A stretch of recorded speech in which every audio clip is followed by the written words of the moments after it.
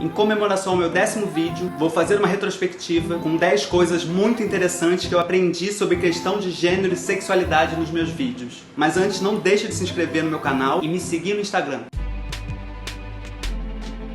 Você acredita que a palavra viado vem do animal veado? Por ser conhecido como um mamífero veloz e delicado, o animal foi sendo associado à fragilidade e ao feminino. Curioso é que essa associação aconteceu aqui no Brasil, porque internacionalmente o veado sempre foi associado à ideia de nobre e garanhão, sendo utilizado em brasões em outros países. Outra característica desses bichos, que talvez tenha contribuído para que associassem a palavra veado aos homens homossexuais, é que na época do acasalamento, quando eles não possuem fêmeas para copular, esses bichos acabam depositando o esperma produzido em outros veados.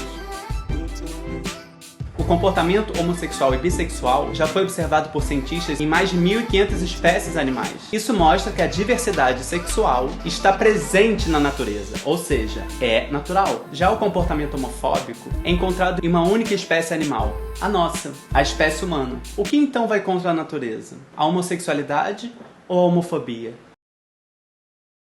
2 bilhões de pessoas ainda vivem em países onde a homossexualidade é crime. Com isso, cerca de 100 milhões de pessoas são criminalizadas apenas por ser quem são. A homossexualidade ainda é crime em 69 países. Dentre esses países, 11 punem a homossexualidade com a pena de morte. Em contrapartida, hoje, discriminar alguém por causa da orientação sexual é considerado crime em 9 países. Mas ainda é pouco se a gente considerar que existem mais ou menos 200 países no planeta. Ah, mas só de não ter lei contra já é bom, não? Não! Só porque não existem leis contra, não significa que existam direitos.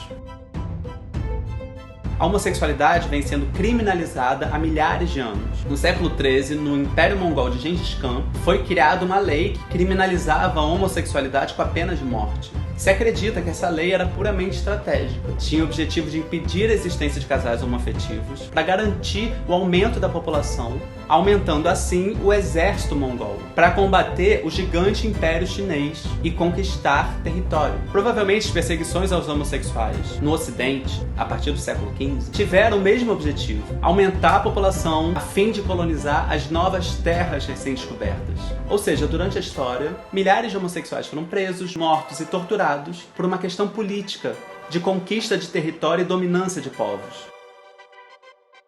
Uma das teorias para a proibição do ato sexual entre 2 homens pode ter relação com um dos grandes objetivos da lei judaica: garantir a perpetuação do povo judeu. Só que com a existência da homossexualidade masculina e feminina, provavelmente muitas pessoas não teriam filhos, o que iria diretamente contra esse grande objetivo. Então existia uma estratégia de procriação que era amparada por proibições para não derramar o sêmen em vão. Por exemplo, ter relações sexuais com mulher menstruada não geraria filhos, então era proibido. Assim como o homem ter relações com a mulher do próximo era proibido, pois este não geraria uma descendência para si próprio. E a ideia da homossexualidade, segundo essa teoria, entraria na mesma categoria de proibição.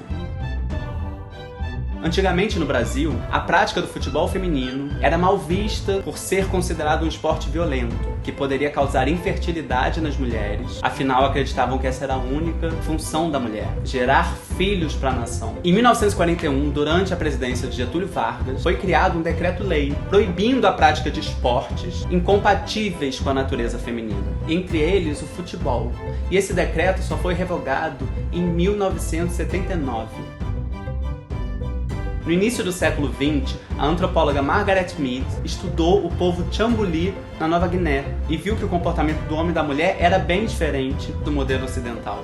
Naquela sociedade, o protagonismo era das mulheres. Elas que forneciam os alimentos, tinham poder dentro das aldeias e eram as responsáveis pela produção de riqueza. Já os homens se dedicavam à arte e à estética e eram, segundo a antropóloga, emocionalmente frágeis. A Margaret Mead encontrou uma sociedade em que mulheres tinham mais proximidade com o trabalho do que os homens e viu que isso afetava a maneira de ser das pessoas naquela aldeia. Ou seja, as diferentes personalidades dos sexos são padrões culturais moldados, criados, aprendidos e ensinados de uma geração para outra. E as gerações masculinas e femininas foram treinadas para se conformar e reproduzir esses padrões.